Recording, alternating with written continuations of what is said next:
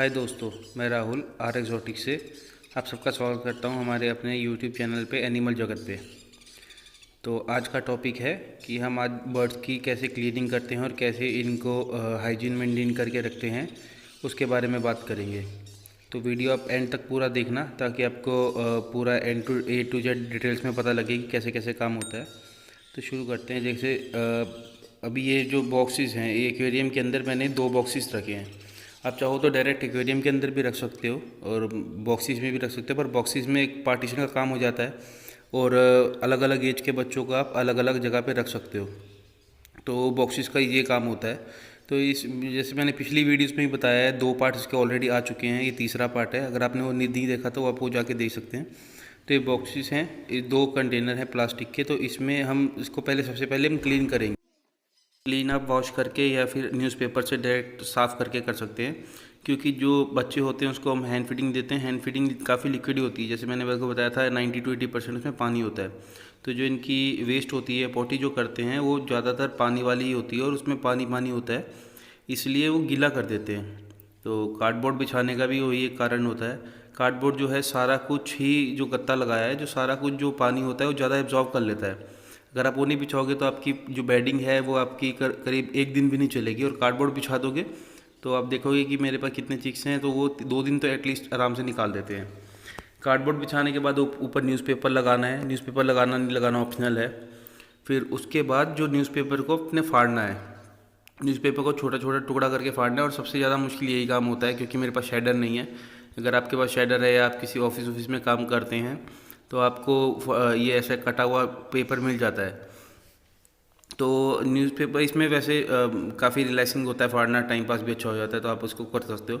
इसको फाड़ने के बाद अच्छे से इसको और तोड़ना है ताकि ये और छोटा छोटा पीस हो जाए। और छोटा छोटा पीस होके फिर इसको दोनों बॉक्सेस में लगा देना है। इससे क्या काम होगा, इससे जो भी गंदगी होगी वो आराम से नीचे जाएगी, मतलब एकदम नीचे ख़राब नहीं कर देगी। और दूसरा ये स्पंजीनेस का काम करेंगे, तो बॉडीज़ में इजी रहेगा और मतलब स्पंजीनेस रहेगी उसके अंदर। उसके पैर पुर जो हैं, पंजे वगैरह जो हैं, वो ठीक रहेंगे। अगर आप उसको डायरेक्ट से बिल्कुल सरफेस में रख दोगे बर्ड को, तो उसको स्प्लेड लेग्स वगैरह होने में चांसेस रहते हैं, मतलब उसके पैर वगैरह टेढ़े हो जाते हैं। फिर वो ठीक होने फिर और एक प्रॉब्लम हो जाता है उसको ठीक करने का। तो उससे अच्छा है कि थोड़ा उसको स्पंजीनेस दो, थोड़ा ऊंचा दो, और जिसमें उसके पैर वगैरह जो हैं अच्छे से रहे। फिर इसको बॉक्स में लगा देना है। बॉक्स में लगाने के बाद इसको थोड़ा प्रेस कर देंगे हम। प्रेस इसलिए करना है कि मतलब ज़्यादा भी ऊपर ना रहे, क्योंकि इसमें उसने रहना है। इसके ऊपर अभी लकड़ी का बुरादा भी डालना है। और अगर वैसे लकड़ी का बुरादा डालना चाहिए, पर अगर आपके पास नहीं है लकड़ी का बुरादा और अरेंज नहीं हो पा रहा है, तो आप इसको जितनी अखबार डालिए इसको आप डबल कर सकते हैं, डबल क्वांटिटी कर सकते हैं। मतलब जितनी मैंने अखबार 2 डब्बों में डाली है उतने आपको एक बॉक्स में डालनी है फिर, और उसको प्रेस करना है। पर मेरे पास लकड़ी का बुरादा है तो मैं आधी करके इसके ऊपर बाकी आधी जो है लकड़ी का बुरादा डाल दूँगा। तो लकड़ी का बुरादा जो है आपको कोशिश करनी है कि आपको नीम का मिल जाए।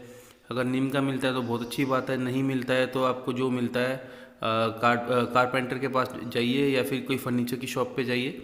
आपको जो वाला बुरादा मिलता है आप उससे वो लेके आप वो उनसे ले सकते हैं।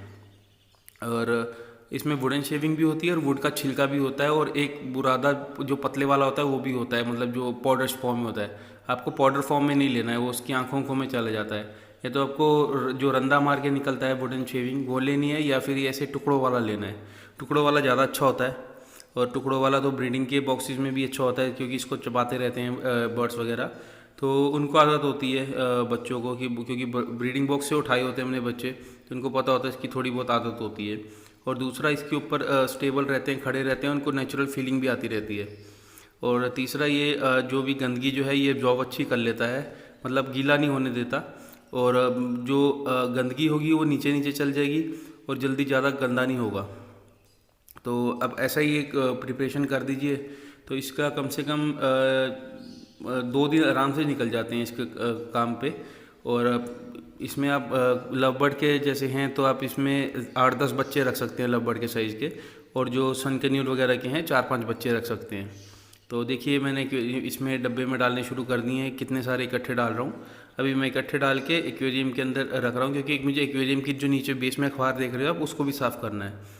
तो फिलहाल मैं एक्वेरियम से उठा के इसमें रख रहा हूँ सारे बच्चे। और अब ये मत कमेंट करना कि बच्चों को कैसे बुरी तरह से उठा रहे हैं कुछ है। हम इसको बच्चों को ऐसे ही उठाते हैं जैसे, क्योंकि अभी हैंड फीड करे होते हैं तो इनकी क्रॉप में जो है खाना होता है। अगर इनको हम नीचे से उठाएं या गर्दन से उठाएं, कैसे उठाएं, तो एक खाना उगल देते हैं, बाहर निकाल देते हैं।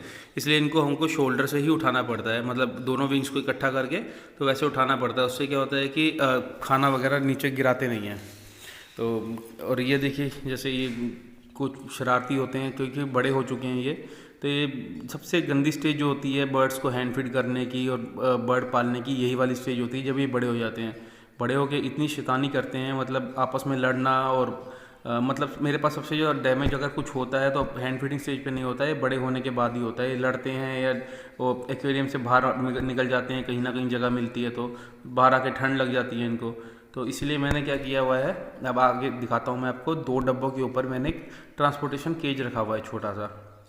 आप उसको हॉस्पिटल केज कह लो या कुछ कह लो, मतलब मेरे पास जो भी बच्चा जो होता है जो बड़ा हो जाता है, जो इनको परेशान करता है या कुछ करता है, और या फिर जो बाहर दूसरे पिंजरे में बाहर पड़े हैं उसमें जिनको ठंड लग जाती है, तो उनको उठा के मैं इनको इसके ऊपर रख देता हूँ और दोनों पिंजरों के बीच में, दोनों डब्बों के बीच में रख के वो एक पिंजरा सेट कर देता हूँ।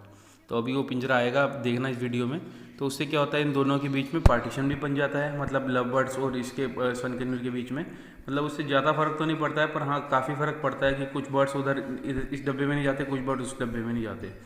तो उधर मैं एक पिंजरा रख के दोनों का पार्टीशन कर देता हूँ और दोनों फिर आराम। तो ये है एक छोटा सा पिंजरा जिसको हम ट्रांसपोर्टेशन केज कहते हैं, इसमें हम ट्रांसपोर्ट करते हैं बर्ड्स को। और अगर आपको ये नहीं मिलता है तो आप अपना छोटा सा कोई पिंजरा बना सकते हैं। इससे क्या होता है कि ऐसे आप 3-4 पिंजरे इस एक्वेरियम के अंदर सेट कर सकते हैं। 2 डब्बे तो आपने करे ही हैं, और ऐसे 3 पिंजरे भी सेट कर सकते हैं। जैसे जो बर्ड बड़ा हो गया है और वो परेशान कर रहा है आपको, उड़ उड़ के भागता है, इधर उधर होता है, तो उसको आप पिंजरे में बंद करके 5-6 दिन के लिए आप उसको रख सकते हैं, जब तक वो सेल्फ हीटिंग नहीं हो जाता है। उसको सेल्फ हीटिंग मतलब दिन में आपको खोल के उसको बड़े पिंजरे में रख दिया, और रात को जैसे ठंड है तो आपने इसमें रख दिया। तो एक मुझे काफ़ी अच्छा ये लगा था तरीका, तो मैंने कहा आपको शेयर कर दूँ। और बस यही है इस वीडियो में। अगर आपको इस वीडियो के बारे में कुछ भी जानना है, कुछ भी पूछना है, तो आप मुझे कमेंट कर सकते हैं, या कुछ आपकी रिलेटेड कोई क्वेरी है, ऐसे कुछ मेरे से कुछ भूल गया हूँ मैं कुछ बताना, तो आप मुझसे पूछ सकते हैं। और आप हमको इंस्टाग्राम पे और फेसबुक पे ही फॉलो कर सकते हैं, वहाँ पे हम रेगुलर कुछ ना कुछ अपडेट करते रहते हैं। और आपका उसका लिंक आपको मिल जाएगा डिस्क्रिप्शन पे। और अगर आपको वीडियो अच्छा लगे तो आप इसको लाइक करें, शेयर करें, और एक साइड पे नोटिफिकेशन आएगा बेल बटन का, उसको प्रेस करें। Thank you.